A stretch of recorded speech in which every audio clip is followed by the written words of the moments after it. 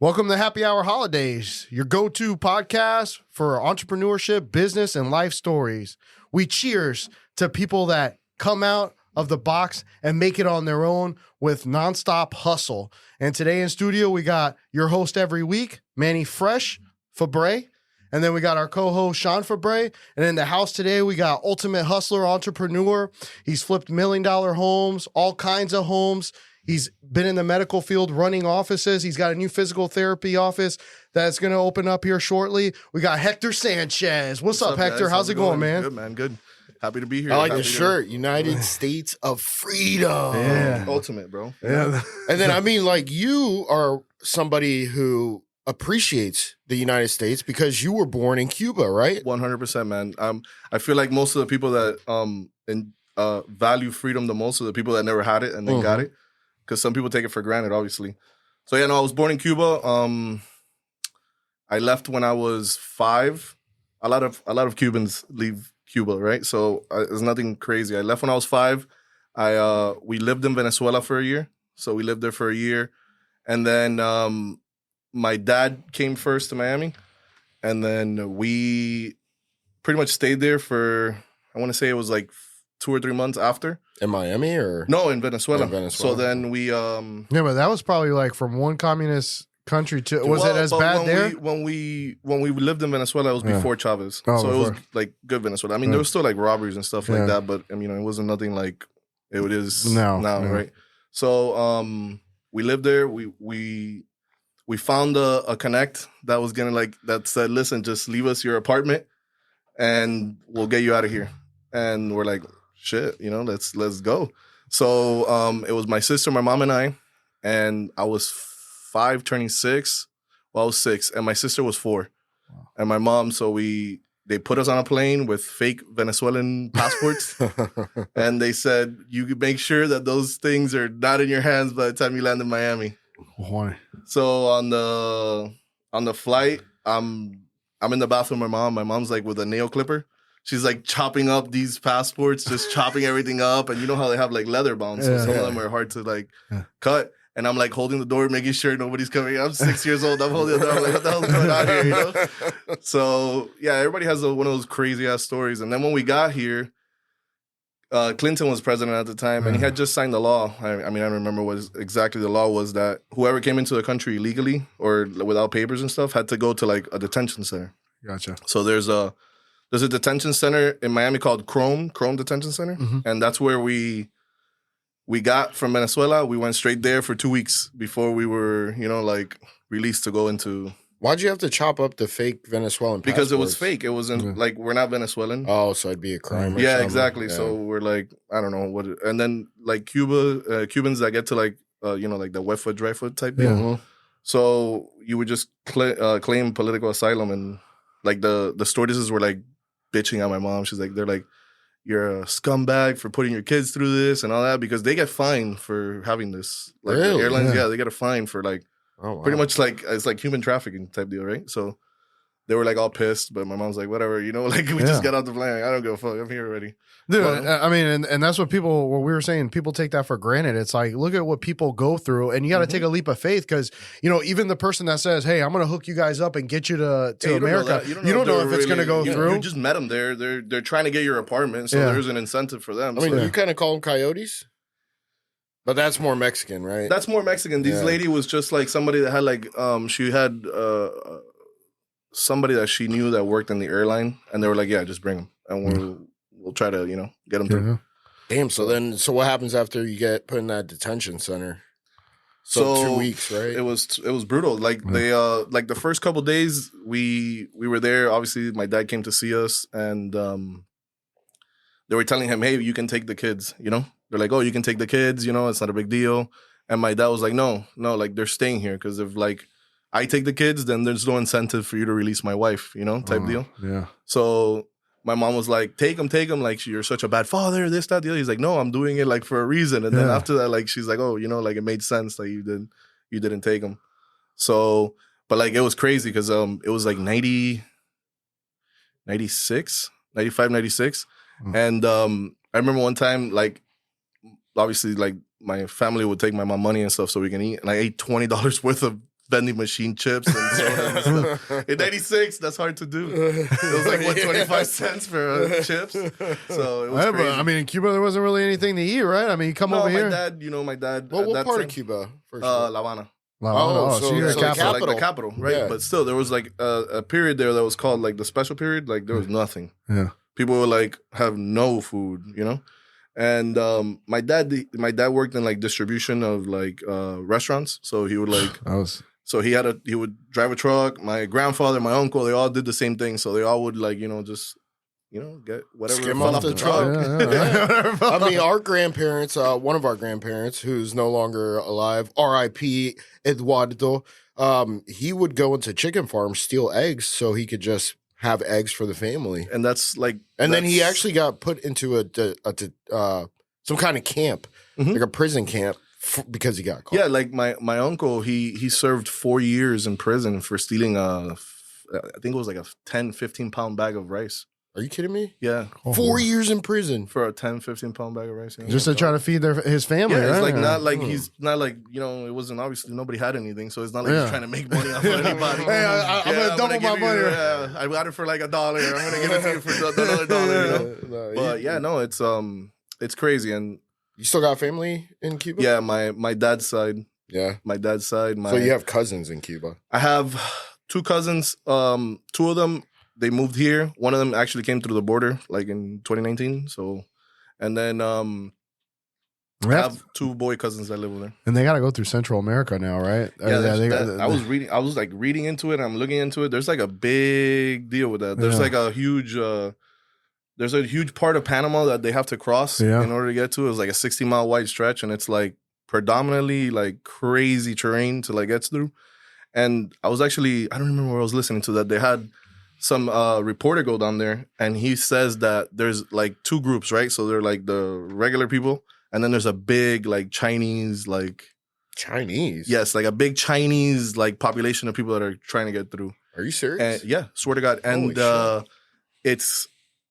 it's predominantly guys that are our age, younger, like military age, right? Yeah. Military age, and these guys are like they have like their own like camp. So like everybody, I guess they all get together, like to cross. These guys are like on their own. They get like the more comfortable side to go cross through. Like it's crazy. Like they're allowing all this shit. So well, I mean, the thing is that's what people forget. I mean, when you have an open border, you could be having military from don't know who's coming through. Yeah, from it's other, impossible to know. Yeah, from other countries. Hey, now it's time to attack. You let too many people into your country, and this could happen. Where it's planned, man. Yeah. So I mean, that's the only reason for me. The open border for me. Hey, we want everybody to get opportunities, but there's a legal way to get here. But at the end of the day, we don't want too many people of our enemies coming in, and then when it comes down to it and we have a world war or something like that, now you got all the enemies inside your country. It's hard to defend from within. Yeah, it's hard to defend within. Yeah, so, absolutely. So you came here from a foreign country. You're now legal. Yeah, I'm a citizen. Where did you find your entrepreneurial spirit? So obviously, I grew up in, I don't want to say a bad neighborhood. I mean, it was whatever. Hialeah, like, right? Hialeah, yeah, Hialeah. Yeah. It was like, it's not like top suburb, but it was normal. It was middle class, normal. And, my mom and my dad, they bought a house like a year and a half, 2 years after we moved here. So like, it was damn. So what was your dad doing? My dad worked roofing. He worked in a warehouse. He was making like $4.50 an hour. Jeez. My mom would do nails and then, whatever on the side to make extra money. Cubans hustle, dog. Yeah, Cubans hustle. It has to, you have to do it, dog. You have no choice, The house they bought was $120,000, which is unheard of. Yeah, man. Yeah, but back in the 90s. Yeah, right now it's like 500,000. 700, close to 700. Yeah. But they have no plans to sell it. But they're still living there? Yeah, bro. So they kept it. They've lived in the same house. How big is it? It's 1,500 square feet or something, roughly. Yeah. And then like 3.2. 3.2. Yeah, just damn. They got that steel. 700,000, dog. Yeah. Dude, Hialeah is inflated like crazy. But the problem with that is Hialeah, people that move there is like a black hole. You never leave. You're stuck there. You're stuck there. And everybody knows everybody. Hialeah is the best place in the world. I'll tell you why. Yeah? Anything you need to fix or anything you need to like find or get resolved, you're gonna find them there. I got a guy. Don't worry about it. I'll go to the guy on the street. He'll hook you up. I'll go here. Hey, go to Marco. Okay. Hey, so it's like a sense of community, almost like in Cuba, because in Cuba, a lot of the neighbors, they all were like very close, exactly. So look, I'm the guy. Tell that guy my name when you get there. He'll hook you up with a better deal. But now, like, obviously, my parents hustled to get the house that they had. That's what they wanted, a house and all that.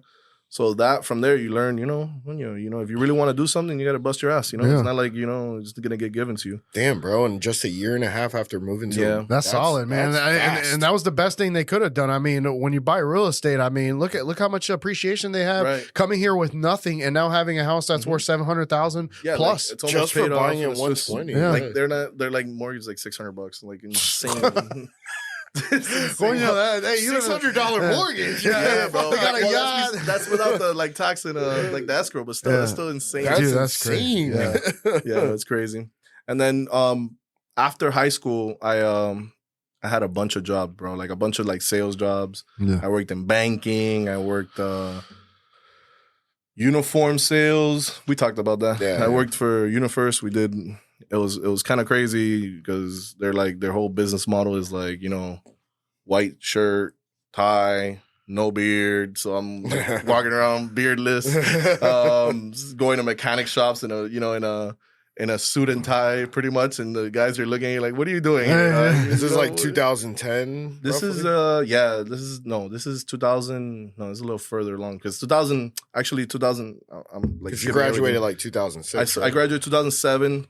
Then I started working. Like I said, I worked in banking for a while, and then I had a job that would bring me to Tampa every week. The charter company. I used to work for a charter company that chartered flights to Cuba. Okay. So I was in charge of one of the cities that they would fly to, and they had just started flights from Tampa to Cuba. So I would come once a week here, work the flight, go back to Miami. Come once a week here. So you would work. So you would go to Cuba with the flight? No. I'll just go to Tampa. Go to Tampa, work at the airport, and then when we started driving here, and then we would come on Wednesdays. I went to Blue Martini a couple times. I still don't know why they shut that one down. I mean, for me, tacos. I know, but man, Blue Martini was a vibe. You know, it was. I thought they had closed them, but then there's a bunch of Miami. That's where Adrian met his wife. Yeah. That's Blue Martini. That's pretty cool. But yeah, no, that was like 2011, 2012. I would come here like once a week. And then I ended drive up here again, which is crazy. We would drive initially the night before, work the flight, and then drive back after the flight. And then I told the boss, I'm like, you're wasting money on that. Gas? No, because you're bringing 3 people, your hotel, food, gas, all that. Just bring me, buy me a flight. I'll come the day of flight, and then I'll fly back on the same day.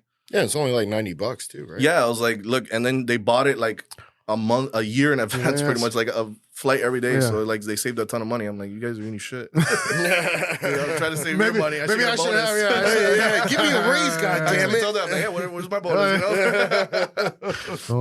So I did that for a while. Then the economy like took a shit, right? Like 2012, 13, like it got a little. It was 2008. Yeah, but then like it still wasn't fully recovered, until like 2014. It was hard to like like get a job sometimes. Yeah, it was. Yep. And I started working at Universe. Then that didn't work out too well. I'm not a good employee, bro. I'm not a good employee. I don't like to be told sometimes what to do, and I guess that's part of the the entrepreneur stuff. Like I don't want to be, oh, you got to do this, and then thinking that you can do it better than the other person, and just like, bro, what am I doing here? I'm wasting time.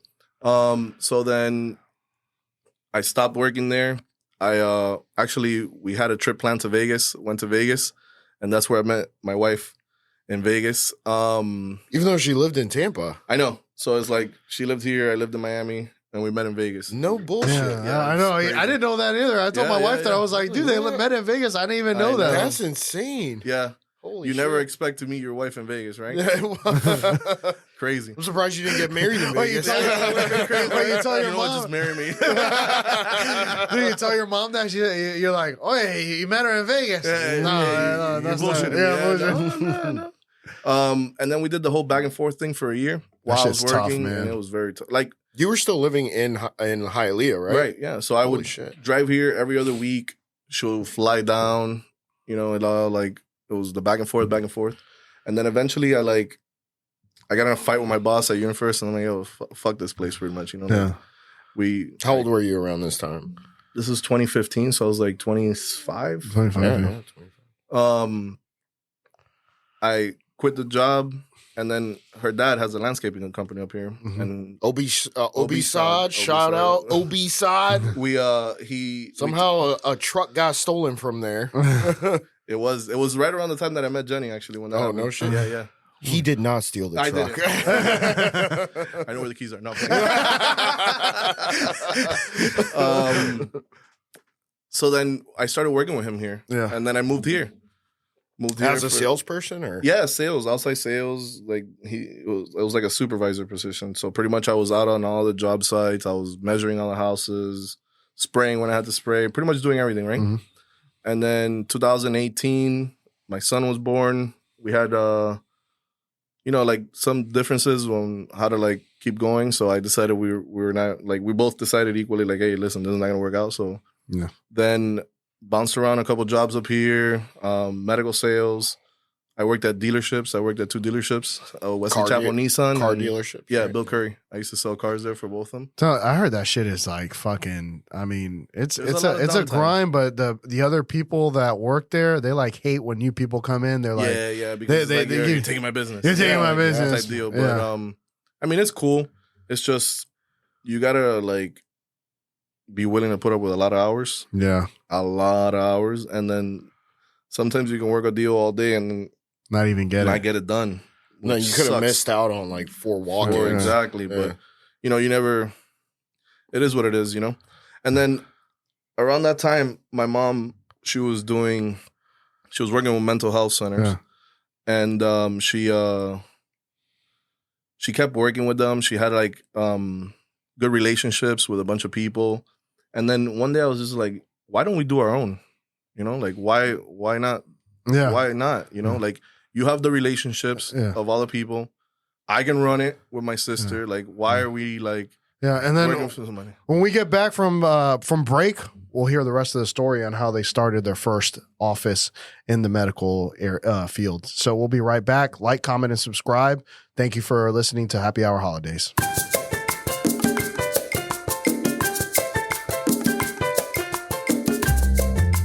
And we're back from break with the Happy Hour Holiday. We got Hector Sanchez right now kind of telling us about his journey from Cuba and how he became an entrepreneur. And we were just at a critical point now where he's getting into owning medical offices. And you were saying your mom had all the relationships. You're a great, operations manager running, the business. So what happens next when now you're like, hey, Mom, let's forget about working for somebody else's office. Let's do our own.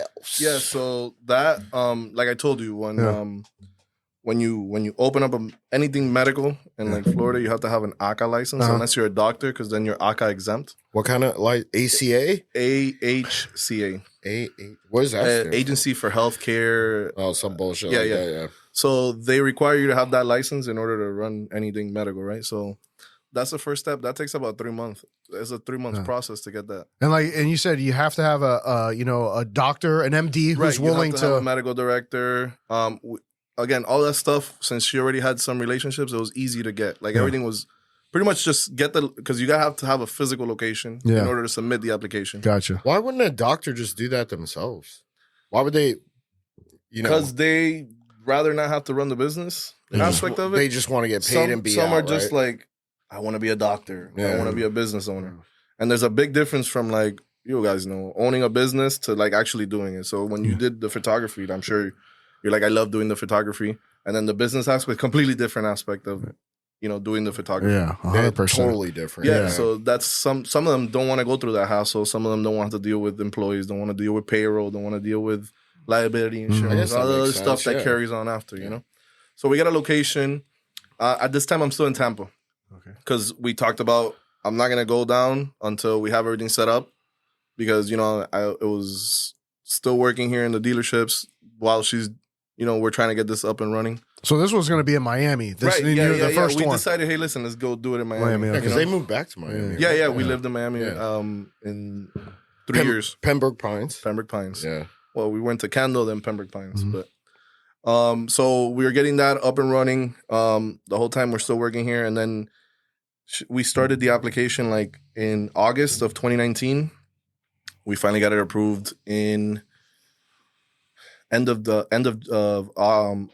November, so right around Thanksgiving. That was a year. No. Same year. Months. Yeah, 3 months. Same year, right? Oh, So okay, 2019 August, we got it approved like November 2019. Damn, then COVID hits. Yeah, then COVID hits. But Jesus Christ. yeah, it was. So we moved down to Miami. We get the office up and running. We have a small office. It was 800 square feet, and we had a therapy center there. So we would get the patients there. We started with like 15 patients, like very small. That's amount. good though. Well, I mean, it's good, but the problem is that with that type of therapy, you make money on volume. Yeah. Right? You make a lot because. But insurance pays, right? Well, at that time it was Medicaid that was paying it.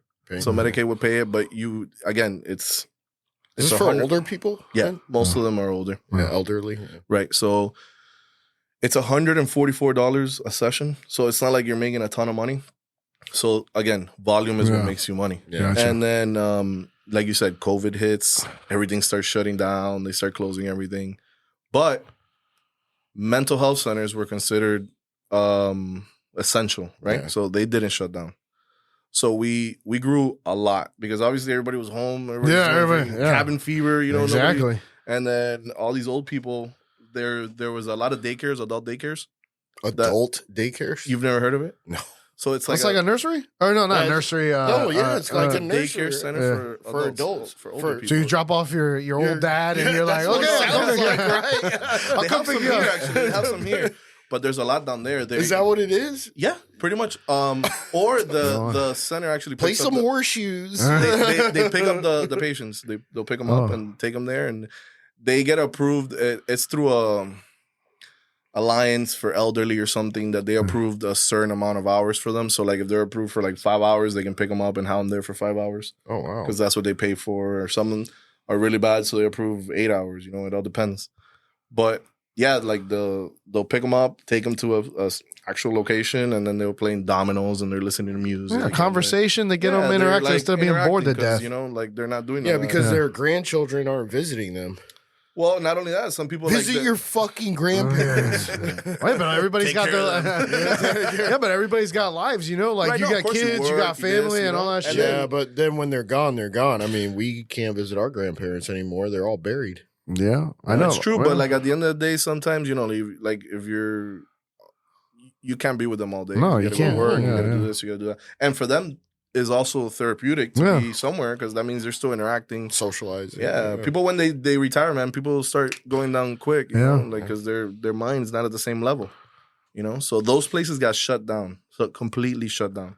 They were considered non-essential, which is crazy, but they were considered non-essential. That's crazy, man. So a lot of them closed. A lot of them were like getting by, like barely, And then our center, we pretty much had similar concept to them, but this included also clinical care. So like they would do specific therapies for depression, anxiety. Like what kind of therapy?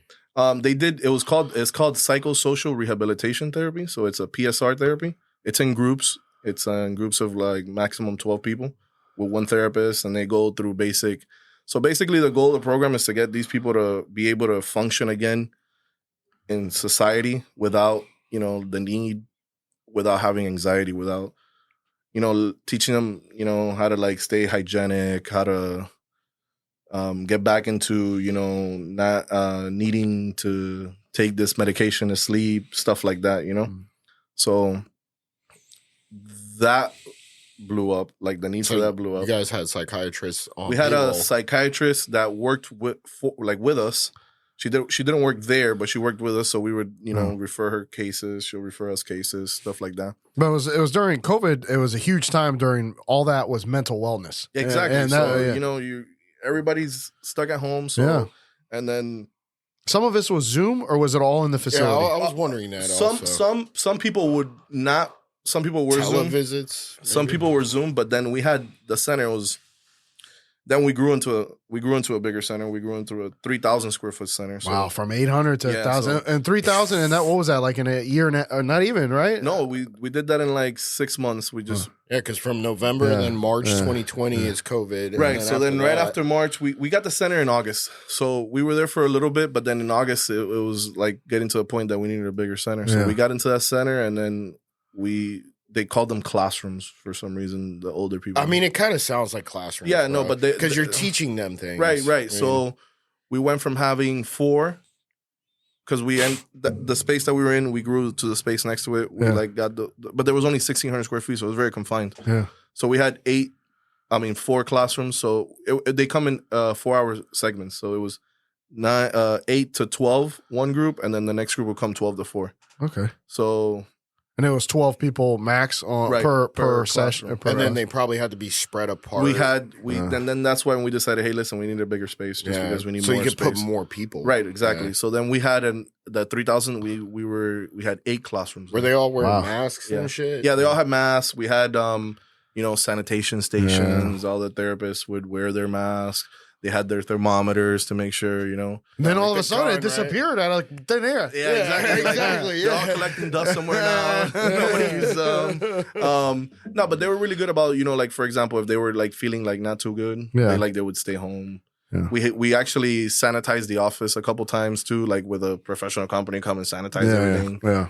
We had the drivers like always had Purell in the vans. Bro, COVID it was a ridiculous time. It like was we're gonna look back and be like, bro, shit. what the fuck? The blue tape, you gotta stand like 6 feet apart. Yeah, what the hell does that mean? So that was 5 feet. What is the difference? But 6 feet is the magic number. Somebody came up with, and they admitted it was bullshit. They of course it's bullshit. A number man. like they didn't. When you think about it, it was literally the government trying to find out if they can control a massive population. And they succeeded. And they succeeded. Really? Globally, they succeeded. They said, you know what? Let's come up with this pandemic, see how it goes, so we can get mail-in voting for everybody.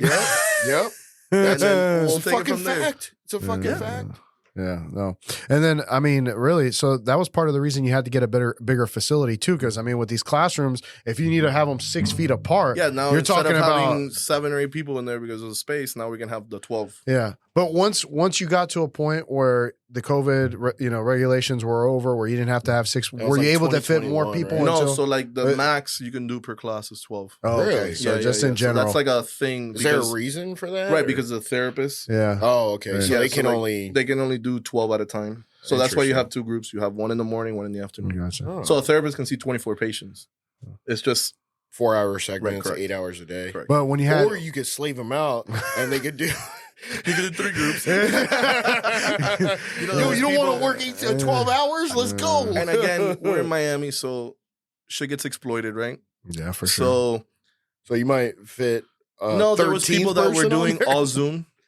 Yeah. So they'll have a big closet, and then they had 800 patients. Oh my god! And they're all just billing and billing and billing. So that killed a lot of the business too. Bro, why didn't you do that? I mean, because those people are not in this country. They had to flee. Nah, man. You got to do it the right way. Eventually, you get caught. Eventually, you're looking at it. Well, is that illegal? Was that illegal? 100%. Oh, okay, never mind. Yeah, because like half of the people didn't even know you're doing therapy for them. Oh shit. So and then at a certain point, they took away the Zoom because that's it. No more pandemic, right? Yeah. So then, but they were still Zooming everybody, just Zoom. Still doing it. Yeah.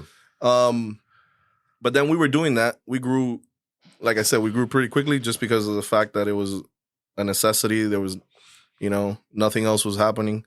So we get to the point we have like 250 patients. Wow. So we're like, man. At 144 a patient? Yeah, we're like, man, we should definitely open up our own medical center. So then. Oh, this is while you were still working for somebody else? No, this is why we have the mental health center. Oh, okay. So it was mental health, and then we decided to do medical. Oh, okay. So then we're like, man, you know what? That'll be a good idea because that way we can, refer ourselves patients. So the medical center, what was different from that? Well, the medical center is a primary care. So okay. Like you go there, check up, okay. Sure, so like a PCP, a primary care physician. Primary care physician, correct. So then we said, all right, so if we have that, then, it's easier to control the flow of patients. You know where your patients are going all the time. And you're referring them to yourself. Well, not only that, but you're also making sure that which is not illegal. You have retention. right? Because if I have your primary care and I have your mental health center, and I can get something else included, then what other reason you have to go somewhere else? Dude, what's to stop you from just opening up a specialized care center like a dermatologist as well?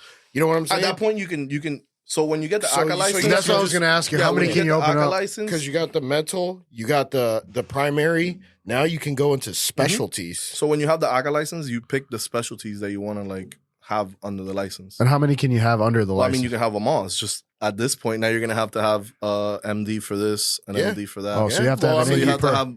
You have to have multiples. But that's fine. That's fine. Well, yeah, right? No. If you have the clientele, then you have the clientele. Yeah. And it seems like you're specializing in elderly care, right? It's more the Medicare, geriatric. So if we think about elderly, what they probably go to is maybe if you had a heart specialist, because I mean I don't want to sound morbid or anything, but I mean their heart's not the strongest. Mm-hmm. So now you can refer your heart specialist from your PCP when you get to talking to them in their therapy. Bro, so that is fucking genius. Yeah, the goal of a primary care medical center is to have all that, everything in-house so they don't have to go anywhere else, right? What happens is it's not easy. They pass away. No, not only that. That's like the minimum. Patients, there's going to be a bunch of them. The problem is the competition kind of like Florida I don't know Medical how Center. It works too much here because obviously I'm not in it here. I'm in it over there. But a lot of the big medical centers down there, all right, we own a medical center now, right? We're the top dogs, mm-hmm. and then you're my cousin. So now I'm gonna make an MSO, which is a managed service something. Mm-hmm. They just come up with some random shit, and then I'm gonna give that the insurance that I work with is gonna give you a exclusive contract. Okay. So now a new center that wants to open can only go through you to get to the insurance. But I'm not going to pay the person what the insurance pays the MSO. I'm only going to pay you a capitation. Pay a small amount because you're new in the business. You don't know how to do it, So I'm going to give you $200 a month for patient. When the MSO is paying, the insurance is paying the MSO $5,000. Jesus. So they chokehold everything so that the big dogs stay the big dogs and then everybody else is like the Florida medical centers. I guess because they're huge here. Yes, I've seen a bunch of them. So I don't know how they're not big here. in Miami. No. Oh, really? Yeah. So down there was the big dogs over there. They were pretty much the ones that started everything. They're Leon medical centers. Leon. These guys were Cuban guys that opened up From what I've been told, they went to because at that time you had to so there was a specialist for this specialist. So they said, if we open up a center that has everything, we're going to save you money. We're just going to ask you to pay us an amount and we're going to manage that. So it's called managed care because we're going to manage the amount you're going to give us among all the specialties. So they said, you pay us X amount of money or whatever it is that we come up with, some number. And then I'm going to make sure that patient saves money throughout the year because I'm going to be preventing them from getting sick because I'm going to make sure that they go here, they see this, they see the other. So it's preventative care, works, but then they restrict it a lot. Yeah. So there's people that are waiting 8-9 months to get surgery because they're they don't want to pay it. That's because at a certain point when you get at risk, you're the one that's responsible for the patient. Oh wow. Let me ask you a question. How much do doctors make from selling certain medications? I know is that where the bread and butter is? I know there's a big incentive for them to give certain medications because the drug companies are pharmaceutical sales. They come in and they be like, "Hey, sell my property," or something. And then the big pharma pays the doctor, right? It's a kickback, a rebate, you do kickbacks. A rebate. No, but you do kickbacks, right? And it's illegal. So if I decide to say, "Hey, listen, come to my place and I'm going to give you $100," yeah, that's illegal. But if the doctor Pfizer comes to the office and say, "Hey, listen, if you guys give more shots, I'm going to give you a $30,000 incentive." They call it a rebate. Yeah. That's totally legal. There's no problem there. Really? As long as you change the verbiage to rebate, marketing money. It's all legal. So they'll give incentives. They did that John D. Rockefeller did that when he was selling oil, and he was trying to use a certain railroad company, which was Vanderbilt's railroad company. He said, hey, listen, I'm going to ship all my oil through your railroad lines, but you need to give me a rebate. Yeah. All right? Wow. And that makes it legal. If he called it a kickback, it would have been illegal. Bro, Big Pharma does that? Yeah, man. Holy fucking shit. Yeah, why do you think there's so many COVID Fuck Big deaths? Pharma. We had the most COVID deaths of any country, right? There was an incentive to make money. Yeah. Well, actually, they just called it a COVID death, even if it wasn't exactly. They died death. from a heart attack, and then the doctor gets 20 from COVID. Yeah, and then the doctor gets like 21 G's or something like that for every death recorded as a COVID death. I mean, there was an incentive for killing people. Oh man. A whole minute. All right. And man, I'm loving the whole the whole podcast is going good, man. I mean, this is a side of the medical field that you really don't hear. So when we get back, we'll continue the discussion with Hector, and stay tuned and make sure you like, comment, and subscribe. Really appreciate all the holidayzers out there listening to our podcast.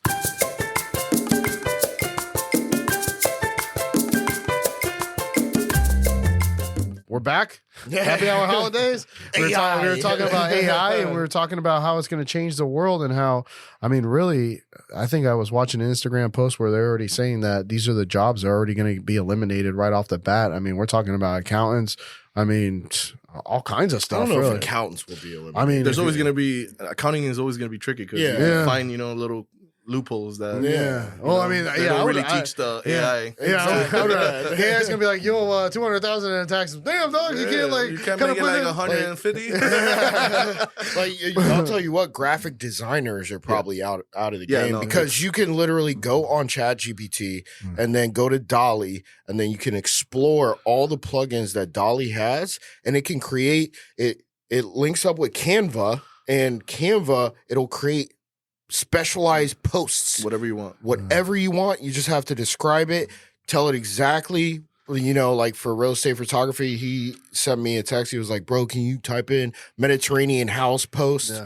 And then I was looking into it, and then I typed it into DALL-E with Canva, and it came up with a post of a Mediterranean house, bro. It was fucking insane. No, it's nuts. Like I did the Gasparilla one too. Like I put Gasparilla real estate photography with drones in the sky, Gasparilla ship going downtown Tampa, and there it is. Yeah, there was graphic designers. I was watching a video. I don't remember when on like X or something. That this like one of the AIs like it found a way around like the I'm not a robot. Yeah, I saw that. Yeah, you saw that, right? I saw that. So it said like I was visually impaired. Yes.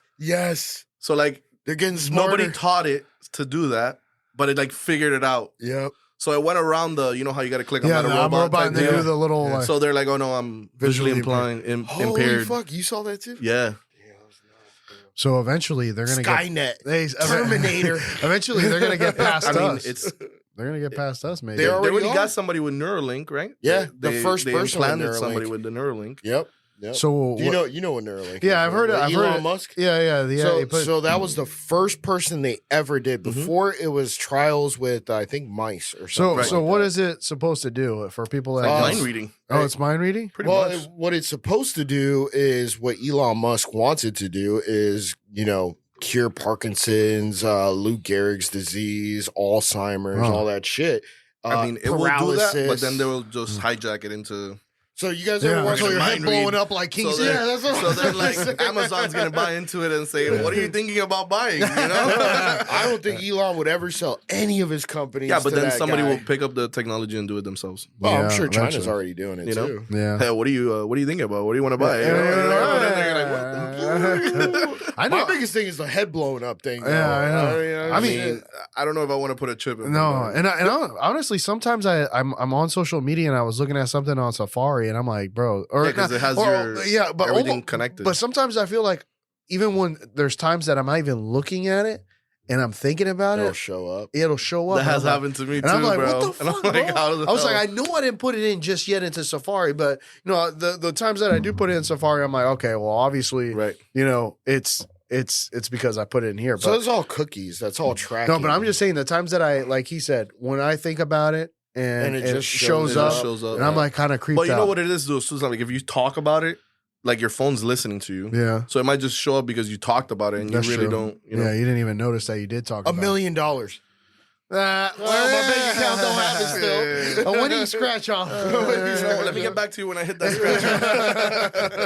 But I mean that's something that's big. I mean, that's why a lot of people like DuckDuckGo is because it doesn't track all your activity. Mm-hmm. So like what Google does, so when you're on your IP, your internet provider at home, all right, and you're on your computer or you're on your iPad or you're on your TV. It has the same address. It's got the same, so it all just looks at it and it says, okay, well, this is their, or even here at the office. Mm-hmm. It looks at it, it says, okay, we know what they're looking at. Let's show them this. Mm-hmm. So then when you see it, you're like, holy fuck, man, I didn't even think. I didn't even think about looking at this stuff. And then it just pops up. And then you get on the computer and then it's the same thing pops up. Yeah. You're like, what is going on? So it's not coincidental. It's all part. It's just telling you more shit. But there was a study that found that iPhones listen to you. They do. They listen to 100%. You. Why do you think you're just chilling and all of a sudden Siri's like, okay. And you're like, wait a second, I didn't even say Siri. I've heard it. I turned Siri off. I don't know. Yeah, no, like sometimes like when I'm at the gym or something and with the watch and I like just say something or like I'm listening to a certain song, like this thing will start like the Siri will go. I'm like, what was going on? I know. I've had that happen. That's why I turned her off. All y'all have iPhones? Yeah. It's supposed to be the safest. I don't care shit. I just like it because I've had it forever. If somebody's coming after me, like whatever. Yeah, I don't care. You want to go after me? Go ahead. Take whatever you want. What kind of porn you looking at? Siri knows. Siri knows. We're putting on Asian teens. He's disgusting. Wait a second. Bang Bros? Gay boys? Bang Bros. They were gonna name the Heat Arena. They put in a bid to name the Heat Arena. You didn't hear about that? No, I didn't hear so that. Like they were trying to buy the rights. The American it was called the American Airlines Arena for like 25 years. And then they were gonna stop sponsoring them. Yeah. So Bang Bros put in a bid. How much do you think they put in a $300 million bid? And they said no? They said no. It was like a 20 or something. But they had to put Bang Bros. I know, yeah. You imagine? Welcome to Bang Bros Arena. BBC Center. That's what they probably would say. BBC Center. Oh my god. They probably wouldn't take any kind of money to I don't think. Well, they took money from that Sam Friedman guy. They named it the FTX Arena, and then that lasted like 6 weeks. And but that was different though, because crypto isn't porn. Right, I know, but I'm just saying, like, they still did it. They took some kind of money in it, like it went way sideways. You know what? If I ever own an arena, I would name it Bang Bros Arena. That was epic. That would have been like there were so many memes of that one. Yeah. It would have been great, but it didn't happen. It's like, do you know what Amelie is? It's oil. It's oil. Yeah. So they named it after an oil company. Yeah. But they can't name an arena after porn. Yeah. So they named it after an oil company. Everybody's bitching about the environment. First of all, I know. That's a good point. Hey, we gotta save the environment. Oh, I don't hear anybody saying Earth World Arena. Greenworks. Greenworks. Climate change arena. But going back to the medical centers, Hector, after you guys, because we really didn't get after. We got off topic. Yeah, we got a little bit, but no. Tends to happen to me too. But I was thinking, once we got to that point where you guys had the 3,000 square foot, and then you were going to do the PCP, or if you did do the PCP, what happened after? So we obviously started the process. Yeah. We got the place going. We had a hiccup with the ACA license because when you have a specialty, which mental health is a specialty, you can't have a primary care under the same license, and we didn't know that till we were in the end of the process. So we had to restart the whole process for ACA. Oh shit! For the medical center, which only takes 3 months, right? Why? But at this point, Medicaid stops paying for the mental health center. They say here to the private insurances is your baby now. And the private insurances took it because they was going to get higher, they were going to have higher budgets because now the Medicaid, instead of paying themselves, they're like, you guys figure it out, like to insurance companies. But then when they saw the expense that it was, because it's a big expense, they started going crazy. So like we had to get contracted through insurances. It was a pain in the ass. And when we were like, get it, then they would take 6 months to pay. They wouldn't pay. They would cancel contracts without telling you. Then they'll say, no, you owe me this much back. And you're like, what are you talking about? You like the therapies are done. No, but like, oh, that code is not accepted anymore. Oh, wow. And I'm like, well, yeah, since when, you know? So it became a big pain in the ass. So, and then, I mean, you can't stabilize a business because you got payroll. Exactly. So it's like, it was all over the place. And then eventually it like panned out. Everything worked out for a little bit. But then like the main insurance that we had said we're no longer going to have contracts with any mental health centers. Jeez. So they canceled everybody's contract. Oh, wow. So COVID disappears and then everybody's like, oh, who was that? It was not an insurance. It's an insurance. It's Care Plus, but they are subcontracted. So they subcontract a company to handle their mental health department. So it's called Magellan. They have their own insurance up north, but here in Florida, it was just for like managing the mental health. So they're pretty much like the middleman between the insurance and the therapy centers. Mm-hmm. So they stopped. They canceled all the contracts. And how funny is that when they were pitching that shit so hard about mental wellness? Yeah, like everything and the commercials and then all of a sudden, COVID's over. Okay, fuck mental wellness. Yeah, exactly. There's still people suffering from it. It's too expensive, like. I mean, that's programming. Is really what it was. Yeah. It was just a big experiment. Yeah, and it worked because there's still fun. You walked on the street sometimes, you see people with masks, and I'm just like, bro, what are you doing, bro? Like, bro. Oh my God. When you're driving down the road and a person is in their car by themselves and they're in a mask. The best ones are the ones you see with the mask. Like they put the mask on, they're like smoking a cigarette. Come on, dog. No, I think the funniest ones is they put it below their nose and they're like here sitting there. I actually saw that on Saturday. We were eating somewhere. I don't remember where. And there was a guy sitting like down the way. I'm like, look at this guy. He was wearing a mask down here. And in the restaurant, I'm like, what are you doing? The thing is that, I never saw it at all, like before COVID. Like I never used to see it. I mean, it was huge in China. Well, in China because the air quality, like in because Korea too and Japan, like they use that. I used to see it with them here. You never saw that. You never fucking. So I'm like, they have these. Like now, if you get like you see it a doctor, like a surgeon or something. I still see it when they would do it. Yeah. Oh yeah, I see it all the time. People I still see it. It's 2024, guys. Yeah. It's time to move the fuck on. Yeah, pretty much. Well, no, because it makes you look like you're a little bit member, you're a distinguished member of society. Look at me. You're doing your part. So Jesus again. So we that's twice. I know. Yeah. Third time's you're out. So then that went sideways. At this time we're still trying to get the medical center up and running. Yeah. So we were told, hey, listen, your contract is going to be good for the medical center. Like you're fun. Like we already had ACA at this point. We have everything. Now we're trying to get insurance contracts. So then we have to go through an MSO because obviously new clinic, they're not just going to give you a full risk contract because it's not going to happen. They're like, your contract is set to start September 1st. Okay, cool. So the mental health center is pretty much shit at this point because there's no contracts, so there's no money. This is all operating throughout the same building, right?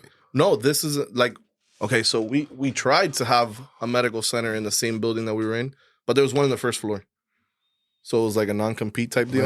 So then we had to go get another building. So we're in another building, way more expensive rent, like 3 times as expensive as the one. How much, if you don't mind? So the one that we have now is 2,700 square feet, smaller, and it's $8,900 a month. Damn. Yeah, it's a grip. Yeah. So the one we were at was 3,000 square feet, and it was $5,000 a month. Jeez. So it's a big difference. So 300 square feet less, fucking $4,000 close to $4,000 more. What is it? Location or the quality of the building inside? No, it's probably inflationary rates. The time, right? Like the buildings got sold, somebody bought them, they hiked up all the rents, and relatively speaking, that was one of the cheapest ones we saw. Wow. We saw some that were $30,000 a month. Jeez. For 7,000 square feet. Where's the clinic located? Or it's the medical in it's right off. It's unincorporated Miami-Dade, so it's next to Sweetwater and Doral. So what city is that? Miami, like just Miami-Dade. Yeah, it's just Miami-Dade. Miami. So at this time we still have the 250 patients. Well, we don't have that much now. We'll have, let's say, 150. And then, so we're banking on, we're going to get this contract in September. All these patients are going to come with us, and it's going to be great because, we're just going to incorporate them, and then we're going to go in 6 months to the insurance and say, hey, listen, we have 150 patients with you guys. Yeah. Give us a full risk contract so we can make real money, September comes around. September of 2022. 2020. 2022. So September 2022 comes around. They're like, okay, your contract is good to go. You just don't have an effective date yet. So we're like, what does that mean? So they're saying pretty much you have a bank account, like to put it in perspective, you have a bank account, but you can't use it. So we're like, okay, so pretty much we have nothing. They're like, no, you're going to get it in 2 weeks. Okay. Well, 2 weeks is reasonable. Okay. Yeah, so we're like, okay, 2 weeks. 14 days. Yeah. December's 14th, we get the effective date.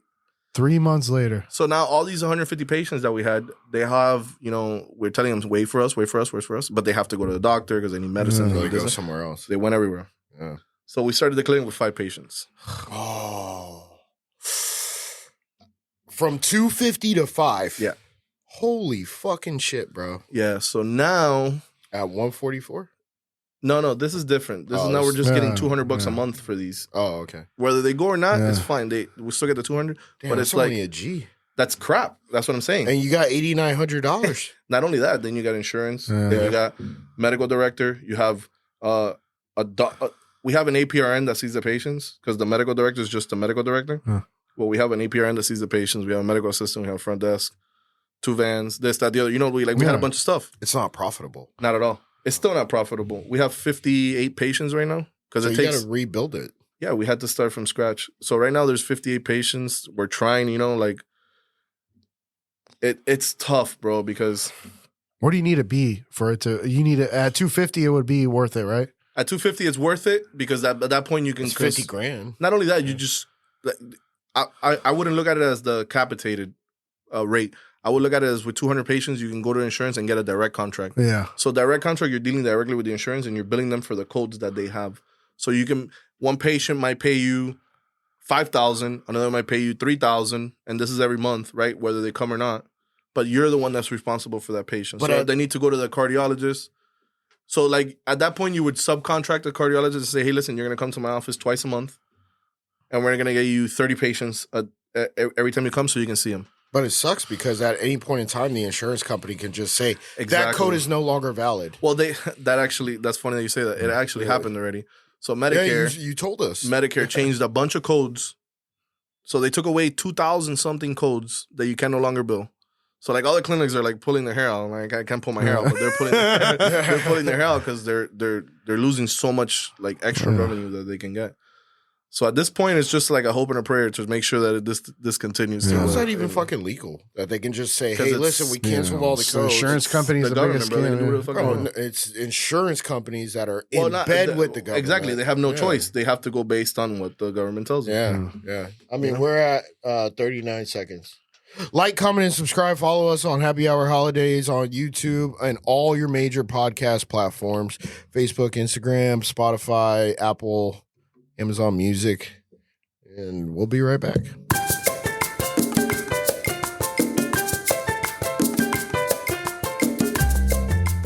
And we're back. There you go. With Happy Hour Holidays with Hector. We were kind of talking about all the medical centers and, we learned a lot here today with just how they work with the licenses, with the medical directors. And then you did get into real estate and you had some success there with the $1 million houses, just regular houses in general, going in. Walk us through the process. Yeah. So if you're using a hard money lender, can you walk us through the process? So on my recent flip, actually I never used one before. So I used the hard money lender. Ramis had recommended him. I called him up. I'm like, listen, how does this work? Because I had never done it, right? So he's like, oh, what's the deal? So I have X deal for X amount of money. The comps are in this. Okay, so pretty much send me the numbers to make sure they work, and then I'll let you know. Okay, cool. So I send him everything, nothing, and then really nothing's gonna happen. He sends it back to me. He's like, okay, yeah, it works. It works for me. Okay, cool. So what's the process? I tell him. He's like, all right, so you're gonna close in a week. I'm like, really? We're closing in a week? He's like, trust me, you're closing in a week. I said, okay, cool. Send me the statements, send me this, send me that, send me everything. So I send him everything. He pretty much sends me back. He's like, all right, this is gonna be your cash to close.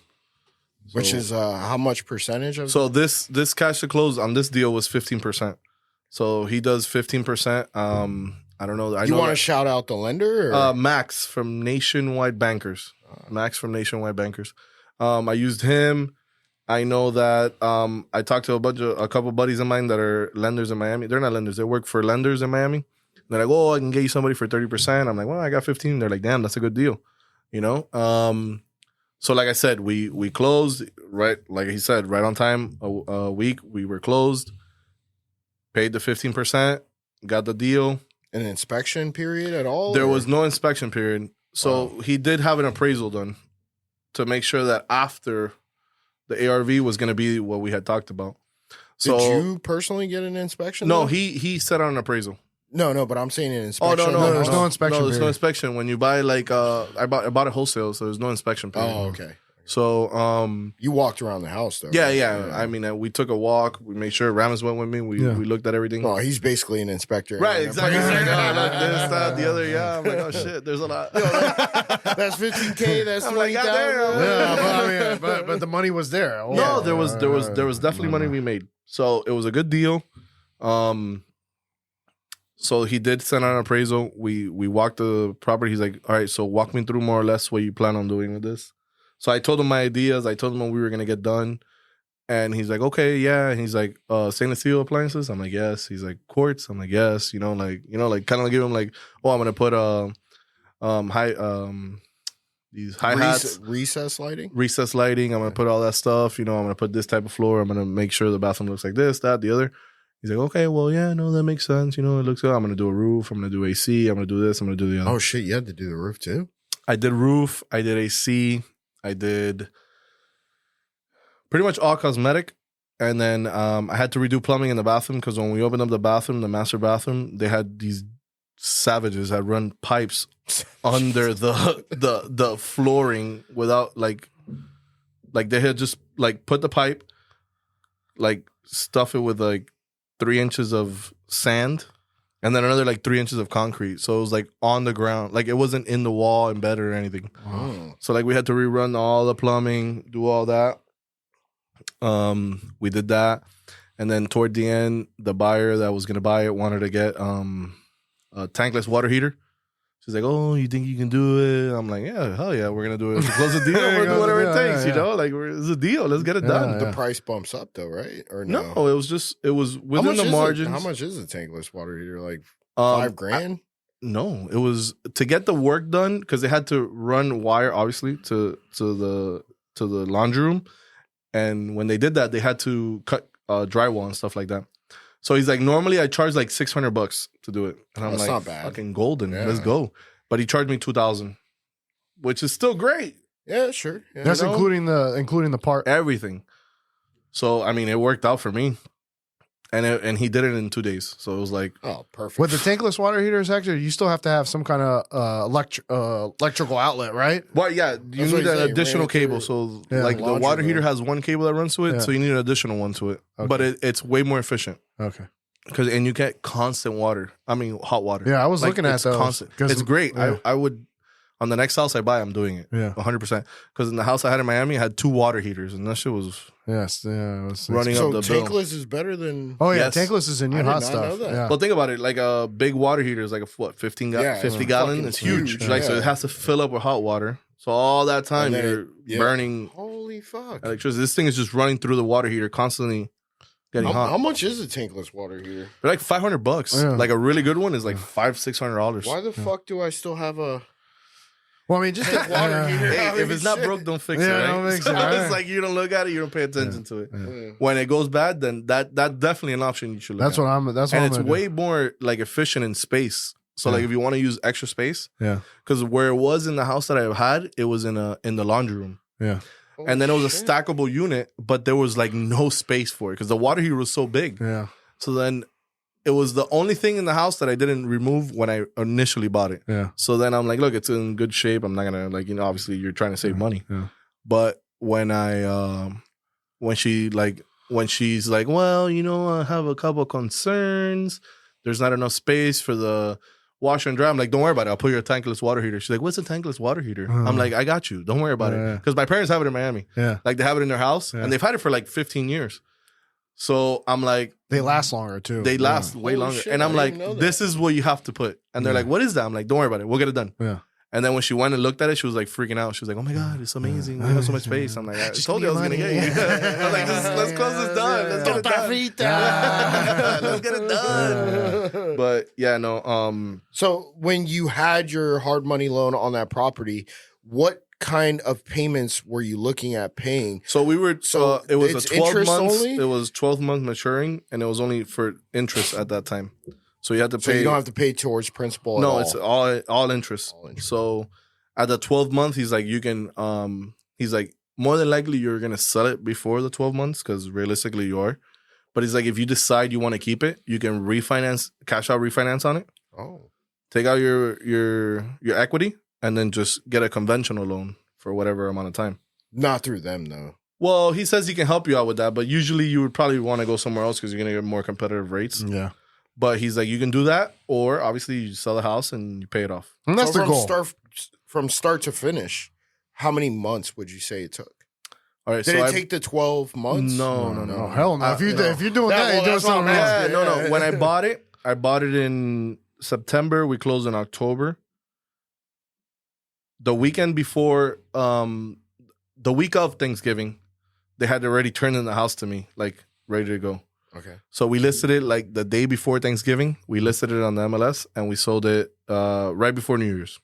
Nice. Oh, so that was like 4 months. It was like a 2 month turnaround. Holy shit! That's the way, and that's who are your contractors? Bro, these guys are magicians, bro. These guys are magicians. I don't want to give them out because everybody's gonna want to use them, and then they don't have them for me. I'm playing. These guys are great. Anybody that wants to get them, I'll make sure that they. But the biggest thing, Hector Rice, staying on top of the subs. First, you got to find the subs, which is very challenging. It's all obviously, Did Ramis help you out? Ramis did. I was gonna say Ramis did because I obviously new to the area. Yeah. I knew people in Miami that could help me, but when I reached out to them, because I did reach out to some of them, they're like, well, you're all the way in Tampa. We gotta charge you extra. I mean, that makes sense. Well, but I'm like, bro, look, I'll fix up the AC in the house and you could stay there instead of paying a hotel. Yeah. While you're fixing it? Yeah.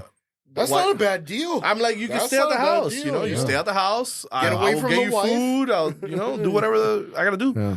Well, you still far, this, that, the other. And I'm like, God, it's always tough, you're trying to kill me here, But Ram is like, this is the guy that you gotta use for the roof. So I called him Jasmani. Mm-hmm. And then Jasmani. How many times have I heard that name? Jasmani did the roof and he's like, I'm like, bro, look, do you have anybody for AC? He's like, I got the guy. The guy came out and did the AC. I'm like, you got anybody that can help me on this? Oh, I got the guy for the bathroom. I got this guy that, I built the team. And they're all guys, Cuban, right? They're all Cuban. Yeah. And Ramon's like, you're going to love them, He's like, they speak your language. And I'm like, great, I love it. And then,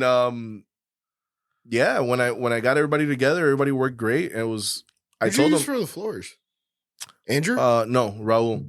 Oh. He's cousins or friends with Julio. Yeah. So this, I told him, bro, look, from the get, I'm like, bro, look, this is a hard money loan. Like, I gotta get this out as soon as possible. He's like, don't worry about it. We're gonna be here. And then the funny, I'm like, yeah, you're gonna be here early. I'm like, I've heard this before. Obviously, everybody has. So then the next morning he calls me at 7:45. I'm like, God damn, this guy's not lying. He's at the house, and I'm like, hello. He's like, wait, where are the keys? I'm like, shit, they're in my truck. So I had to drive my ass to the house to give it to them. Where was the house at? It was on Seminole Heights, right off of. Damn, from where you live to Seminole Heights? It was right off minutes. Sly, on hold on, Armenia? East of the 275. Yeah, man. Tampa Heights, right? Well, no, it was right on Sly, right by the Hillsborough River, right off the hill. So it was a good area. Yeah, good area to flip and put in Actually, I lost another property that was right across the street from it. They were renting it and then they were gonna sell it, and then the people were undecisive, and then they put it on the market, and Ramesh yo, they put it. Yeah. So I called the guy right away, and he never answered, and then 2 days 3-4 hours later, I see it on the market pending. I'm like, God damn it.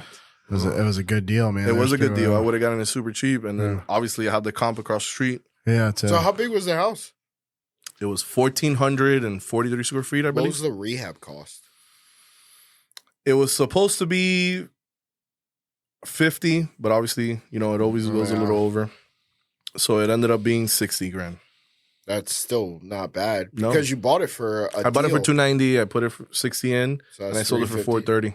Boom. That's a good day's work. Yeah. Actually, that's a good year's 2 months worth. Yeah, man. 3 months? I would tell my friends, and they're like, bro, I don't believe it. I don't believe it. I'm like, man, the numbers don't lie, Like, it's just 2 + hard 2 is floor unless you use the new math, So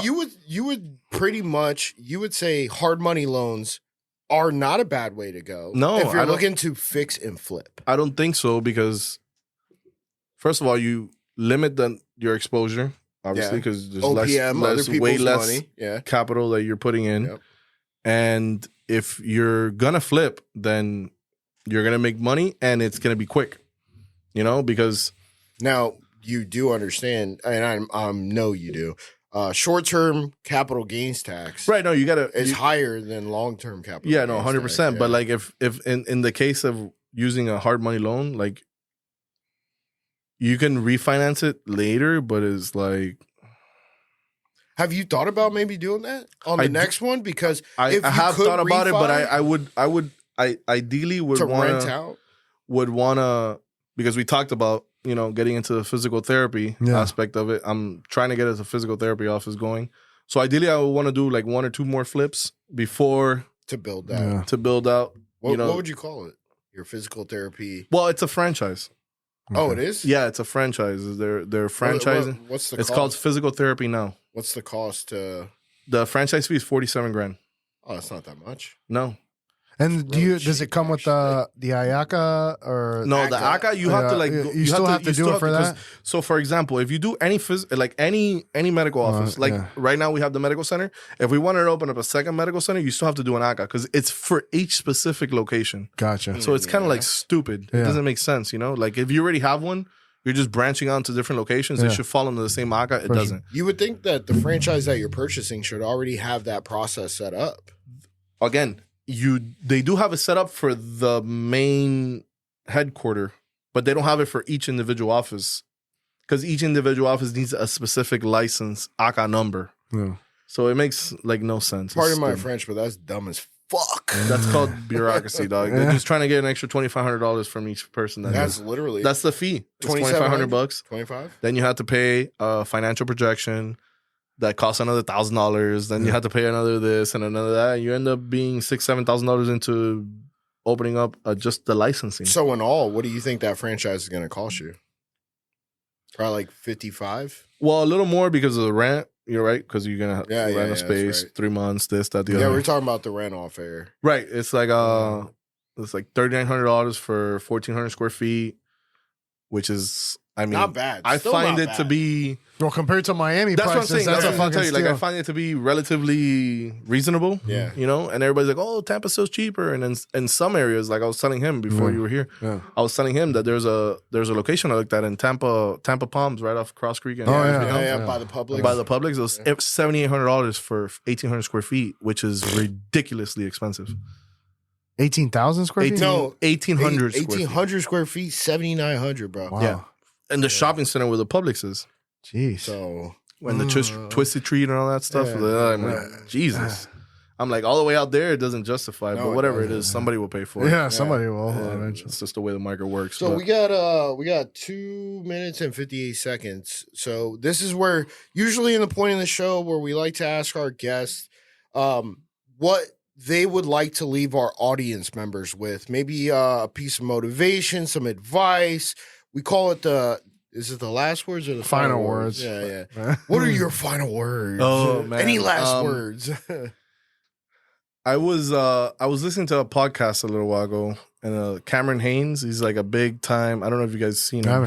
He's like a big time bow hunter. Like he was on Joe Rogan a couple times. Like bow? Yeah, like bow hunting. Holy this shit. guy was like it's like a freak. Like he runs like 30 miles with jeans on and shit like that. What the fuck? So one of his like I started following his page, and one of his he sells merchandise like shirts like this, and one of his shirts says, "Nobody cares, work harder." I like that. Yeah. So at the end of the day, it's like, are you really doing it just for somebody, or are you doing it for yourself? Like nobody gives a shit what you do, unless what we talked about, like how many times you get fucked before you get pregnant type deal. That's the same thing. Like, just do it. Like, it doesn't matter. You know, at the end of the day, like, you got to do it and not expect nobody to give you praise. Yeah. You're doing it because you want to make sure that you succeed and all that stuff. At the end of the day, are you doing it for other people or are you doing it for yourself? And if you're doing it for other people, nobody gives a shit. Work harder. Because at the end of the day, is what have you done for me lately? Yeah. What have you done? Bro, that's from a fucking stand-up comic line, isn't it? I don't know. But what have you done for me lately? It's true, look. At the end of the day, that's Eddie Murphy, I think. You could talk about everything you did 3-4 years ago. Nobody really gives a fuck. Yeah. They just care about what you've done in the last month or two for them or for yourself or for anybody. You know? And you know what's funny? Like, the majority of people will not care after they're done with their interaction with you. And they gratification. Go home. You're done. You're done. Yeah. The biggest. The biggest thing is you gotta expect a lot from yourself and very little from everybody else. Expect nothing. That. Yeah, because if you come up with that. No, I heard it on. I saw it on a bumper sticker or something. But that's the biggest thing. And hey, I really want to appreciate Hector, you coming in, man. It's been a great story. Hearing all the from you coming from Cuba to America and making yourself successful here and coming to Tampa. We love having you in Tampa, man. Hoping to hang out more. Like, comment, and subscribe. Really appreciate everybody listening to our podcast. We're going to continue to bring, people like this that are motivated, that put that hustle and inspiration in you. Like, comment, and subscribe. Thank you for watching and listening. Cheers, holidayzers.